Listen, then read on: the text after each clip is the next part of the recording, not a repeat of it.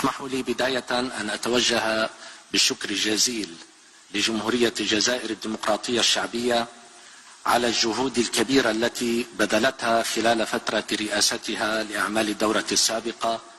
والتي نتج عنها مجموعة كبيرة من القرارات التي تؤكد أهمية العمل العربي المشترك. وأن أتوجه أيضا بالتهنئة للمملكة العربية السعودية على استضافتها للدورة الحالية، متمنيا لها كل التوفيق والنجاح في تحقيق الأهداف المتوخاة بما يعود بالخير على بلداننا وشعوبنا العربية كافة. كما لا يفوتني أن أتوجه بالتحية لفريق عمل الأمانة العامة لجامعة الدول العربية على جهوده في الإعداد والتنظيم لعقد اجتماعات المجلس الاقتصادي والاجتماعي التحضيري لاجتماع القمة العربية. الحضور الكريم، لقد ترعرعت أجيال من أبناء بلداننا العربية على عبارات مقرونة بالفعل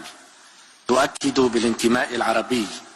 والعلاقات الأخوية بين أبناء الوطن الواحد،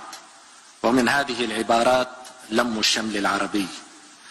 وإذ أكدت القمة العربية الأخيرة التي عقدت في الجزائر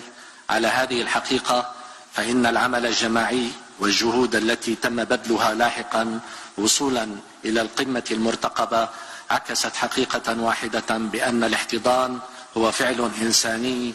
يعزز الشعور بالإخوة وبالانتماء إلى الأسرة الواحدة. السادة الحضور، في ظل الظروف الاستثنائية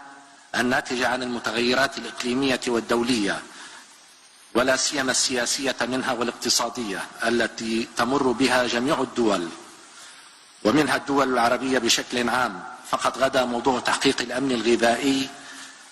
بصورة تكاملية وليست انفرادية حاجة أساسية وملحة.